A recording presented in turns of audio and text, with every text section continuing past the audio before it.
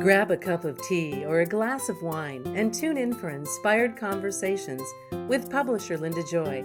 On Tuesdays at 2 p.m. Eastern, Linda creates sacred space for leading female luminaries, empowering authors, heart-centered female entrepreneurs, coaches, and healers. A soulful venue where guests openly share the fears and obstacles they've overcome, wisdom and lessons learned, and the personal journey that led them to the transformational work they do in the world. Inspired Conversations to empower you on your path to authentic, soulful living. Welcome to Inspired Conversations. I'm your host, Linda Joy, Mindset Elevation Coach, publisher of the beloved Aspire magazine. Did you know Aspire is celebrating 20 years of inspiring women around the world to live their best lives? And to this day, it is still free. You can grab your digital subscription at subscribe to aspire.com. What I was a little excited about there was I am also excited to be bringing back the transformational event for women called Inspired Life, the Women's Weekend of Love, Light, and Laughter, coming to Quincy, Massachusetts, April 11th and 12th. And you can expect 2 days about nurturing your soul, elevating your mindset, and transforming your life. And right now, my friends, tickets are on sale at the early bird rate at inspiredlifeevent.com. And P.S., I'm really excited because my guest today is not only a speaker, she's a sponsor of the event. So my friends, in a world that moves really fast, as you're all feeling, and demands so much of us, I've come to believe it takes a lot of courage just to pause. And whether you're navigating a life transition or just seeking greater clarity and inner peace, aren't we all? Or maybe longing to feel more at home in yourself. Today's conversation is about the power of practicing mindfulness because it's a powerful way to come back to your heart, to your presence, to your inner peace, my friend. And with me today is Jessica Bane Robert, a professor of mindfulness at Clark University and the founder of the Bard Owl Retreat, right here in Massachusetts in the woods of Central Mass, just outside of Worcester. With over 20 years of experience, Jessica has honed her gifts to become a transformational mindfulness coach, sound healer, forest bathing guide, NLP coach, writer, and speaker. And I am so honored to say she's a contributor to Aspire magazine, as well as my publishing company's upcoming book, Embers to Wings, Women's Soul Stories of Remembering, Reclaiming, and Rising. Jessica offers nurturing workshops and retreats focused on holistic mindfulness-based practices, creative expression, and nature connection. I got to tell you, all her offerings are soulful, inclusive, and rooted in deep presence and compassionate discovery. You can learn more at jessicabanerobert.com. And welcome, my friend. Oh, hi, Linda. Thank you so much for having me. Well, I love your work. I love your message. I love the presence I always feel when we're circled up together on a call. Um, many years ago, I was like, mindfulness, what does that mean? And I get it now, right? I get it. So I want to go back because I always love to ask my guests, because this is what I've discovered, Jess. Usually the work they're doing in the world today is because this red thread was woven through their life that led them there. So I'd like to take a few moments to talk about your early beginnings, because that's a story in itself we could do a whole episode on. But you grew up in a log cabin in Maine, in the middle of nowhere, and which is such a unique beginning, especially for, I see you as a highly sensitive, intuitive, empathic person. So what was that like growing up that way as a child? And how did it fuel the work that you find yourself doing now? Yes, it was an unusual beginning. We lived on a mountain in Maine in a cabin that my father built. I had no electricity. This land had been in my family for hundreds of years. And I didn't really realize that, the roots of what I do now would lie in those early beginnings, but they really do. I lived there until I was almost 16 years old, so that was a good amount of time to live in the quiet woods of Maine. I also was an only child until I was almost 12. So, in thinking about how this beginning connects to mindfulness, I just really learned to be with myself, to be alone, and to be quiet. And I think that a lot of people in this modern world of lots of noise and lots of distractions aren't comfortable with that and don't have the opportunity to really slow down and be quiet and be alone. The world continues to get, noisier and filled with more and more distractions. So I learned what it was like to just witness and to just notice. And those are really the definitions of mindfulness that I hold today. And I was steeped in nature, and I'm really grateful for that beginning. Um, to witness, the magic and the beauty and abundance of this miraculous world that we live in, and all the lessons that we learn from the natural world. It's still my teacher, right? We learn from the things in nature that we all have our innate genius and gifts. Nature's always been my greatest teacher, and it continues to be. It's where I find wisdom and peace and groundedness. So, yeah. And I think I think it's funny too hearing you speak that now you own the Bard Owl Retreat and you bring women to nature because the grounds are stunning. And you're a forest bathing guide, and I Yeah. see all the photos of their experiences, on your social media and all that. And I'm like, isn't it beautiful? You're reminding women, listen, there's wisdom, there's lessons in nature. Come back to the earth, come back to yourself. So isn't it funny that now, aside from being a professor of mindfulness at Clark, that you're bringing women back in touch with really the basics of life, right? Yes. Because nature, I'm the same as you. Like nature soothes me. I'm one of those that will go sit by a tree when I feel ungrounded, right? Just sit at the base of the tree. Or I've been known to hug a few trees just to ground. I taught my grandchildren the same thing, but Beautiful um, practice. yeah, but the sad part, something you said too, is like, what a blessing that you were raised in nature. There was no escaping because you didn't have, if I'm correct, there wasn't, um, well, the internet, all that stuff. So you had books and you had nature, right? Absolutely. Yeah. And the practices that I've returned to. So, moving to the Barred Owl about 13 years ago was a return to my place. I was driving, down the road and happened to see this place out of the corner of my eye. And that's a long story in and of itself, how a barred owl told me to do it. And we bought this place, but it was a return to home and a return to nature that I was looking for. And in that came all the practices, like writing again and art, all the things that I was really connected to as a child. I've returned to, and I now share those practices with women as, a road back home to themselves. So beautifully done. I just saw your recent stuff coming up, your retreats, and I saw the video. I'm like, oh, especially here in like the middle of winter, the retreat you just held for women, and all the video and the graphics you shared. I'm like, you could feel the energy. It just felt like such a grounded presence, Yeah, you know. thank you. Um, and I I and hope I so. That's what I'm aiming for.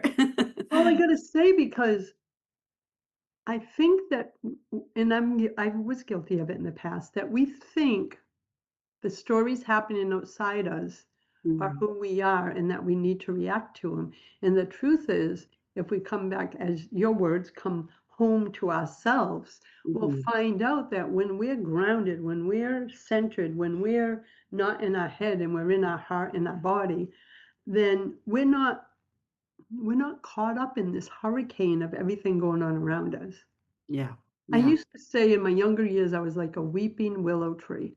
If there was drama or stuff happening in the family or around me, I would be whipping around Yeah. emotionally, spiritually. And now I got the feeling probably about 9 years ago. One day I just said, "Oh my God, I'm a grounded oak." And Dana's like, "What?" And I'm like, "That's how I feel 90% of the time. I'm still human." But that's the difference, right? Yeah. Being home to yourself is to help you stay in your truth despite what's going on around you. Would Right. that be accurate to how you would share? Yeah, absolutely. Absolutely. And people ask me all the time about, what are the benefits of mindfulness? And, when I started teaching the course Mindful Choices at Clark University back in, I think, 2011, there was not a lot of research being done. I'm at a university. We're always looking for peer-reviewed papers and scientific studies. There weren't many. Now they are numerous. Like you can find all kinds of research, more and more every year. Um, and we know all the benefits to our health, to our physical, mental, social, emotional well-being. But when I'm talking to women in midlife, I really have kind of, you know, uh, it's come down to three aspects of our being in particular that mindfulness really works with. And I think it's just befriending our inner voice, befriending our emotions, befriending our nervous system. I think this voice that women have, or many women tell me that their inner voice has become kind of harsh in midlife, or it's rushed and full of shoulds, like I should be further along than I am right now. I should be doing something else. I should know what my third act is going to be, or my next chapter is going to be. We have this voice of the inner child and the inner critic. Um, that we've carried with us for a really long time. And we've been putting other people's needs in front of our own, whether it's family or caring for parents or work. And we haven't tuned into what that inner voice is saying. And it's not about, improving ourselves. It's about befriending our wisdom again, and learning to tap back into that inner voice that is compassionate and wise. And again, befriending our emotions. Midlife can surface a lot of challenging emotions like grief and anger and longing, and we don't often know what to do with all of that. And so we push certain things away. And instead, I like to share this Rumi poem called The Guest House. And Rumi advises us to welcome all of them in. And they're messengers from the beyond. So mindfulness can help us really befriend our emotions again, and welcome all of them. There's no such thing as a bad emotion. It's just energy and information. And then the nervous Mm, system, right? We are, bombarded in present day life. So how do we befriend our nervous system and really learn some tools and practices to ground ourselves and befriend our own bodies? Yeah. mm. I love that. And I love something you said before. We're going to jump to our first break. But when you said befriend your inner wisdom, I was like, ooh, I wrote that down, right? And then you just shared about the nervous system. So let's talk about that in the next segment because the nervous system work is so needed right now. We'll be back in a moment with Jessica Bane Robert. You can learn more about her services, offerings, as well as the retreats she holds here in Massachusetts. And if you're in the Massachusetts, Southern New England area, the Barred Owl Retreat is also available for you to host an event. Learn more at jessicabanerobert.com. We'll be right back. There is a softer way to live. In a world that moves fast and asks us to do the same, it takes courage to slow down, to pause, to breathe, to remember your natural rhythm. Jessica Bane Robert is a professor of mindfulness at Clark University and the founder of the Barred Owl Retreat in central Massachusetts. With over 20 years of experience, she has honed her gifts to become a transformational mindfulness coach, sound healer, forest bathing guide, NLP coach, writer, and speaker. Through online offerings and in person sound baths, workshops, and retreats, she supports women in navigating transition, reconnecting with their inner wisdom, and creating lives fueled by clarity, purpose, and peace.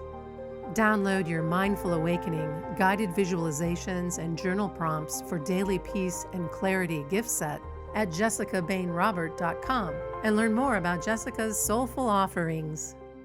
Welcome back, my friends. Thanks for circling up with us today.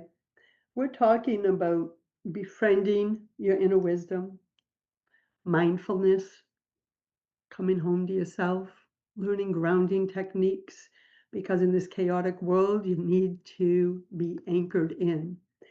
So, Jess, let's talk a little more about what you said about befriending the inner wisdom and the Rumi quote. Like, I had the visual as you shared that about all my emotions visiting me and sitting around the living room, not good, not bad, not. But it was so funny because I was actually like, oh, hello there.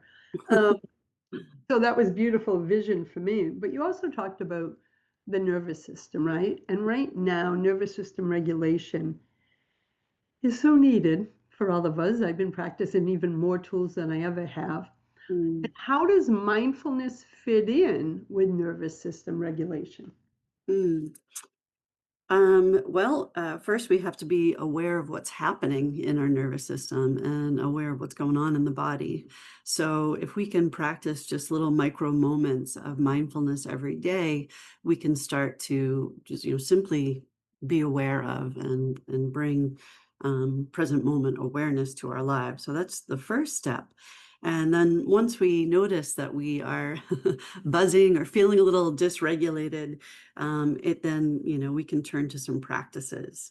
Um, Really, the basics of mindfulness are what everyone is coming back to now, even people who have practiced mindfulness and meditation for years. It's just the basics of noticing our breathing.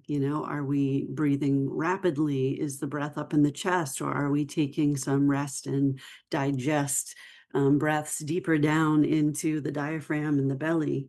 Noticing sensations in the body. Where are we tense and holding and clinging? And then breathing into those spaces.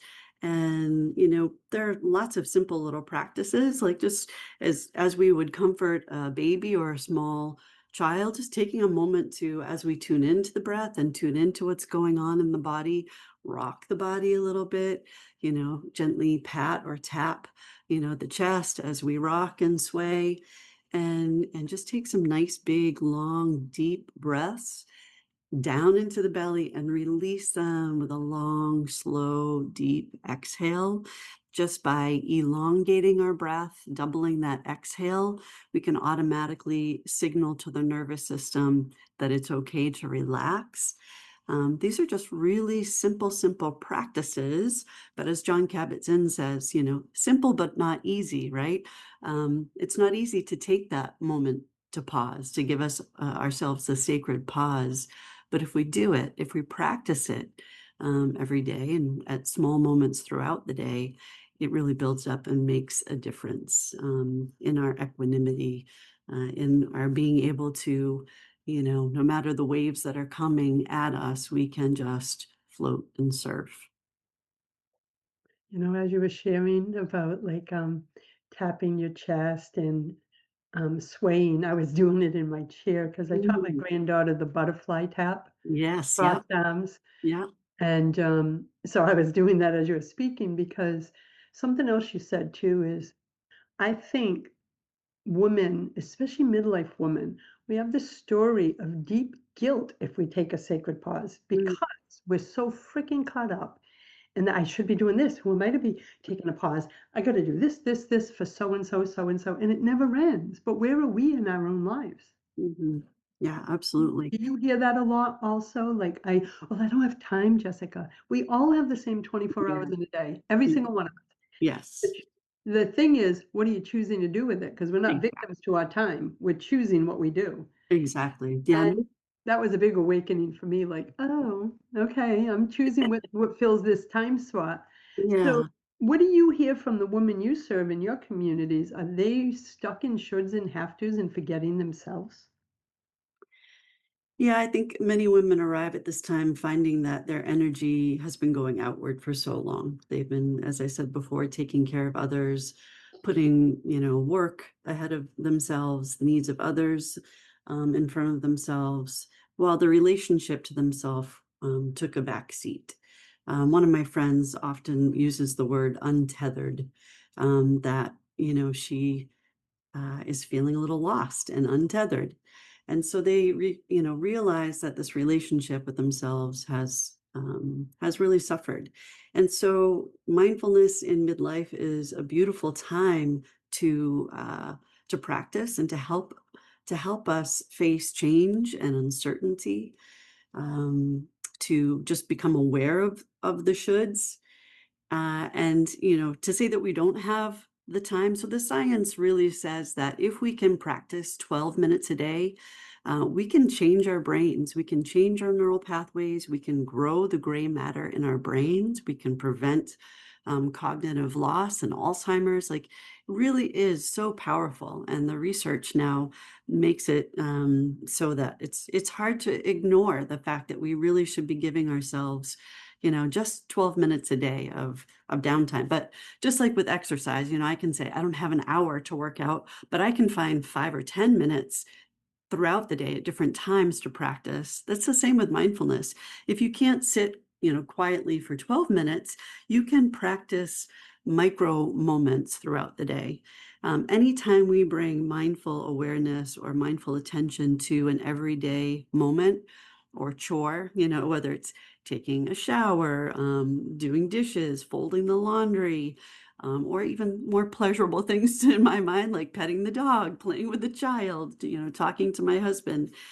If we can be more fully aware in those moments instead of just phoning it in and letting our mind kind of wander as we do these things, that's a mindfulness practice. We can all do that. Um, and there's a saying that a wandering mind is an unhappy mind. And so anytime we can bring noticing and awareness to the present moment, we're practicing mindfulness and we are changing our brains for the better. That speaks to me because something you said about, we don't exercise. Like that used to be me. I won't exercise because I don't have an hour. But to go back to the mindfulness thing, many years ago, I wanted to meditate. And this is going back like 30 years. And I always felt like I was failing because in my mind, meditation was sitting lotus style and Right. I couldn't do it. Right. Levitating over a cushion. Yes, and so, of course, I always felt like I failed meditation, right? Yeah. And then one day, in fact, it was at our other house that we built next door, and I was washing dishes by hand, which sometimes I love to do, even though we have the dishwasher. We're in the middle of nature, and I was washing the inside of the cup, Jessica, and I could see the little squirrels on the feeder. And all of a sudden, like 10 minutes went by where I was in such a zen spot. And suddenly, this awareness dropped in and said, Linda, you were just meditating. You were fully Yeah. present. Yeah. That is your meditation. Absolutely. But Absolutely. it was such a epiphany. I let go of all judgment and go, I don't need to be sitting on no lotus pose on a cushion.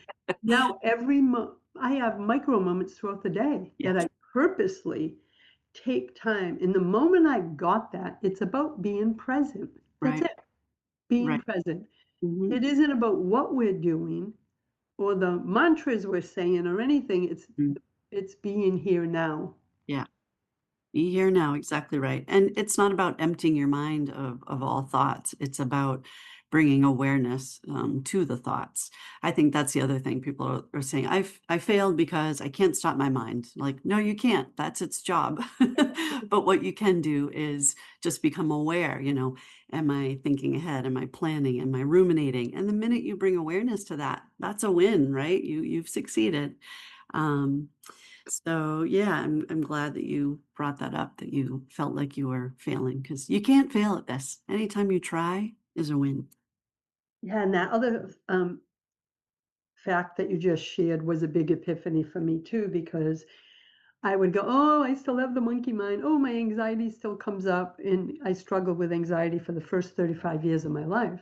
Yeah. And then I realized, Linda, in the moment that you become aware that you're having the thought that's making you anxious is the moment of power. I get to Exactly. choose the new thought. If Exactly. I choose to keep following the thought of anxiety, whatever it may be, fear-based thinking, that's a choice. I'm not a victim to it. So Right. now I was like, oh, here comes that stuff again. Hello, old friend. Yeah, that's Calibrate, beautiful. shift my thoughts. Yeah, that's And I beautiful. realized I don't have to fight anything. I don't have to fight and judge the thoughts that come. That was another big moment of healing for me a couple decades ago. Like you said, the brain is wired to do that. It's just Right. doing its job. Yeah, can we just become curious, befriending the thoughts. Okay, you're here for a reason. I see you. I don't have to attach to you, you can let it float on by like a leaf in the stream or a cloud in the sky, and you can have a conversation with it. What are you here to tell me? What do you need from me? If we can just become curious, right? Yeah, we don't have to cling and Becoming fight. Yeah. curious. I love that. We're going to take our next break and we'll be back in a moment. And I want to talk about, you've shared quite a bit about some of the benefits, but I want to know some practices that you personally love. So, my friends, we'll be back in a moment. I'm with Jessica Bane Robert. You can learn more at jessicabanerobert.com and whatever platform you're listening to. All the show notes are down there, all the links to connect with Jess. So stay right here. We'll be back in a moment. Are you ready to create and live the divinely guided life intended for you? A life not bound by your past or tied to a specific future. A life beyond your fears and what ifs that is filled with limitless possibilities. Experiencing an empowered life of fulfillment, joy, and connection is possible when you embrace a spiritual solutions-centered lifestyle. Through her transformational teachings and programs, Lisa Hermata, empowered life view guide, life transformation mentor, and founder of Love is the Seed, empowers women to break the barriers holding them back from living their sacred truth so they can find greater connection with their inner wisdom and their divine source to co-create a life that brings peace, joy, and self-acceptance. Visit loveistheseed.com for positive guidance and valuable resources to support you in embracing an empowered life view. You're listening to Inspired Conversations. Thank you for being here with us today. I'm with my soul sister and friend and sponsor of the Inspired Life event, Jessica Bane Robert. And we're talking about such an important topic, especially in this day and age where we're feeling, as her friend beautifully says, untethered, ungrounded. So, we talked a lot about what mindfulness is, how it can support us. I'm really curious what is some of your favorite practices are. Oh, so many. I love it. I have the luxury and privilege of teaching mindfulness now, like pretty much solely. So, all those practices are things like guided meditation, sound baths and sound journeys, journaling, creative expression, whether it's through writing poetry, or simple art activities, play. Those are all my favorite mindfulness activities. So I get to do them all like every day, all day long, which is a real privilege. And I love it. Writing for me um, was always my way to connect with the world. So, again, I was an only child living on a mountain in Maine.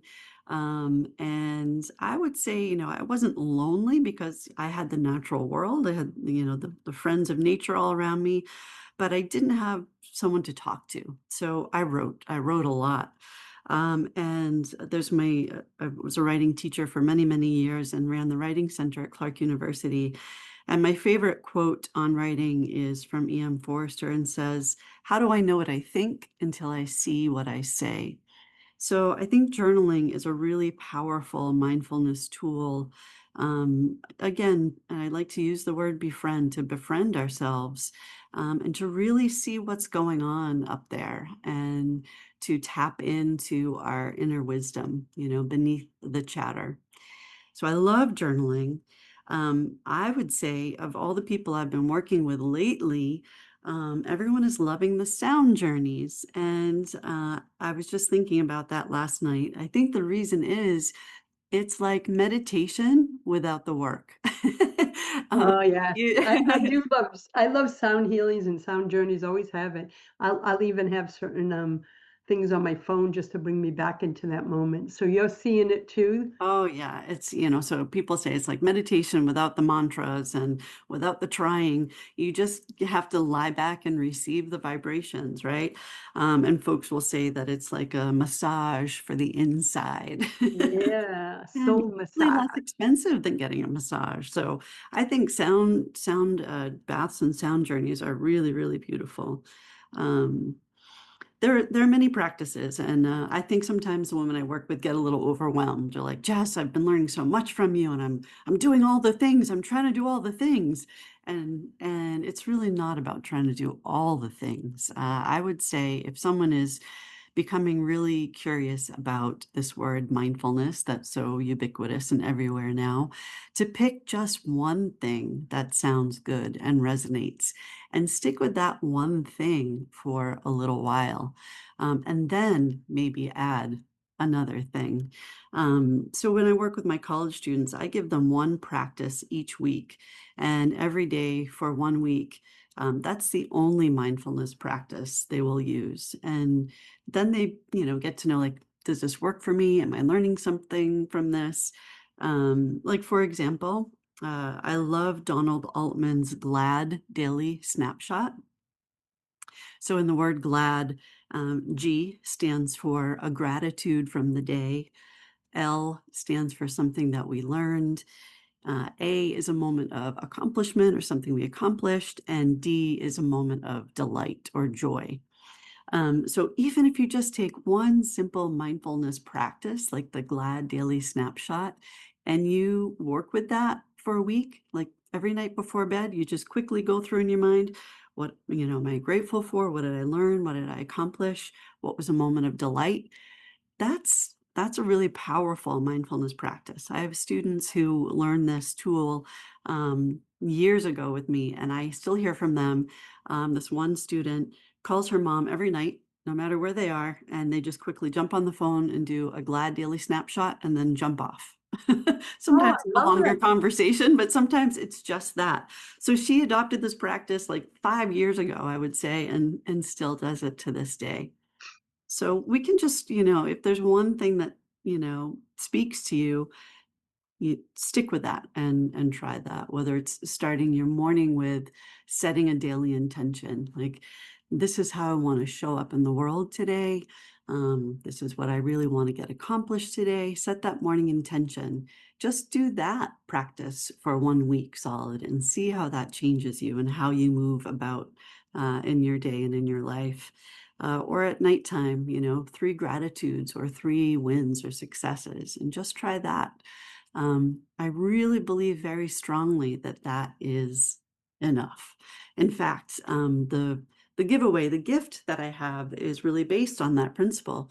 Pick one time a day, whether it's morning, night, or midday, and one practice for that time of day, and stick with that for a little bit, and see how it begins to change your life and inform the way that you live. Oh, this is speaking to me, girl. And I love that whole GLAD acronym and the tools. It's so Yeah, simple, right? And when you yeah, were saying, I'm like, oh my God, beautiful. It's a we could beautiful all do, practice. yeah, we could all do that. And there's something else too, is I wanted to ask you because the majority of the women you work with are all midlife women like us, right? And why are you finding that mindfulness is especially powerful for this stage of our lives? Yeah, it's about befriending yourself and having some compassion for yourself, and then letting that inform next steps. I think, again, as I already mentioned, that we've been giving our energy away to others and putting it out there, and it's time to bring it home to ourselves, um, and to see where we want to be headed next in life. And we can't know where we want to be headed until we know where we're at right now. Um, yeah, I think it's, as simple as that. Yeah, because so many. in my community. I'd say especially I'd say 5, 6 years. Oh, like Linda, it's like I woke up in the middle of my life and said, "How the hell did I get here?" They Yeah. almost feel like everything was created on autopilot, and I think they had some kind of a little awakening, and Yeah. they're looking around going, "Oh, what happened? How did I get here? Why did I make these choices?" Are you noticing it too? It's this like awareness of where they're out of alignment within themselves, not alignment with what other people think. Are you hearing that too? Absolutely, and I think it's so brave, like, I'm always touched and honored when, a group of strangers gather here for a retreat and, um, are, brave enough to bring awareness to what's going on within. It takes a lot of courage to look honestly at where we have arrived and where we've found ourselves in our lives, right? Some of it's beautiful, and some of it is painful, and some of it is overwhelming, because there are so many unknowns. um, but I think that mindfulness can really help us focus on the positive and what's been working in our lives, so that when we meet, it's not just about taking a look at, ugh, wow, I've been living on autopilot. What the heck has been flying my plane? Where the hell am I? It's Yes. it's about, wow, look at where I am. Amazing. Like all the things that I've accomplished at this point, all the things I have done instead of a to-do list, it's a I have done it list. And we can, do a little reflection and play and writing and focus on our gifts and our strengths and our resources and really say, wow, holy blank. I don't wanna I don't wanna Yes. swear like I normally would since this is radio. But, holy cow, look at where I am. I'm so proud of myself. So I think that mindfulness can really help us not just look at, what's not working, but what is working in our lives, what we want more of in our lives, what we wanna call into our lives. Yeah, something I teach too is, a lot of us spend so much time looking at, and I will say this word, looking at the bullshit in our lives that we're not looking Oh, at we the can say that blessing. word? You didn't tell me that. Yeah, we can say it. It's so funny because I tell my clients, what are you looking at? The blessings of the bullshit, because you're going to get more of whatever you're looking at. Exactly. And a lot of times we go down the rabbit hole. Oh, this is what's wrong with my life. Refocus and go, what's good in your life? What Mhm. is beautiful in your life? Or in this moment, even when we're going through a difficult time, what's in this moment? Yeah. So So we're gonna take our final break. When we come back, I want to continue this conversation. In the last segment, I also want to talk about the power of giving yourself a retreat. And I want to also kind of differentiate the kinds of retreats, because for many years it was like I can't get away to go to mhm. Canyon Ranch for a week, you know what I mean? And Or you so can't afford it. yeah, yeah, it's like so many stories that we have when we hear that word. So Yeah.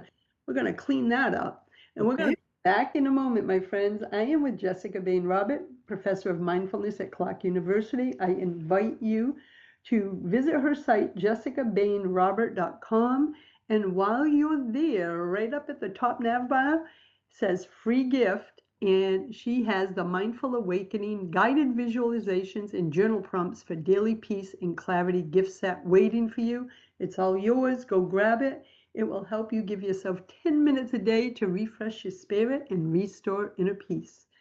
We'll be right back. Your worth is not determined by the number on the scale. You are enough right now, exactly as you are.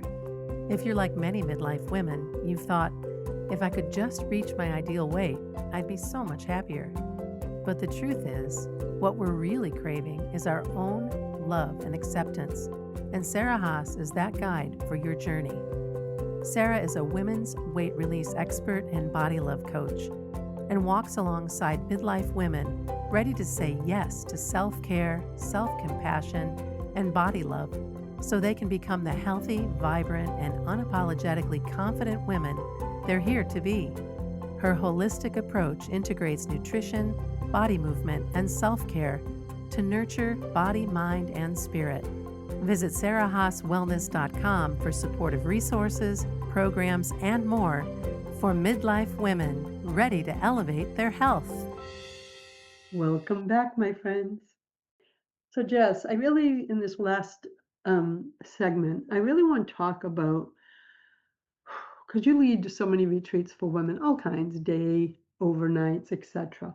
Why do you feel stepping away matters so much? Yeah, it's so important to, well, we gain a new perspective for one. We give ourselves space to hear ourselves think through reflection, dialoguing with ourselves and with other participants. And in those beautiful conversations with others, we realize that we're not alone, that we're all facing the same challenges or similar challenges.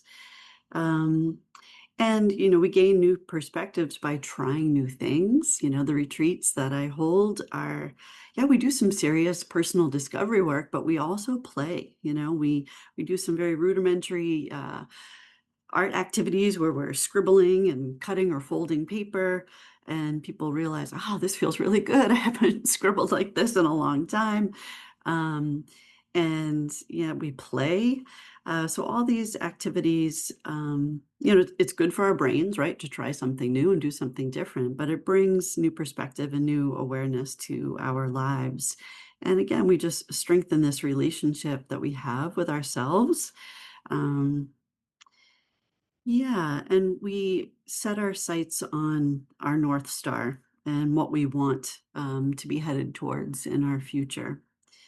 And if we don't give ourselves that time and space, it's really hard to do that in our everyday lives. Although I do work with people on creating their own mini retreats at home, and now they can do the same things that we do here at the Barred Owl at home for themselves. Um, I love that, and I'm going to put a note in your notes um, about a retreat at home. It's just a note for me. We'll talk about it another day, Jeff. But one of the things I wanted to talk about is it doesn't have to be 3 days, 5 days. It can be an afternoon, couldn't it? It's a Sure. retreat, it's a Yeah. respite. Yeah, so most of the retreats I host here are weekend-long retreats, and during those retreats, I try and create a balance of some quiet and restful time, um, balancing it with activities for the personal discovery and personal growth, and then practices. So, mindfulness practices and tools that participants can take home with them and continue to work with. But I also offer some mini retreats. So, just an afternoon, just 3 hours. Like the upcoming retreat, we're going to be focusing on some self-love and self-compassion and the heart center and the heart chakra. Um, yeah, and again, you can also curate your own little mini retreats at home for yourself. Yeah, so for those of you who may be in the southern New England area, you can learn more at Jessica Bane Robert. You'll see retreats at the top about hosting and or attending retreats. But I also wanted to bring that into the conversation because I've talked to so many girlfriends that like over the years they go, oh, I can't afford to get away for a week. And I'm like, what are you talking about? Who says you have to go away for a week? Right, right. Right? Yeah, you Um, can do an afternoon, you can do an overnight. The thing that I'm most excited about is just hosting little mini retreats for groups of women, so friends or family members who maybe you can do an overnight. Maybe you just want to come for the day, and I can talk with you and curate an experience that sounds good to you, whether you want to incorporate yoga, forest bathing, sound healing, some journaling, some play, some fun. We have a beautiful pond in the back. You can't paddle on it right now, but yeah, so in cold. the spring and summer, it's great to get out and paddle. It kind of feels like you're at summer camp. So, anything from an hour and a half sound journey to an afternoon mini retreat to a specially curated retreat for a group of women. That could be a day, an overnight, a weekend.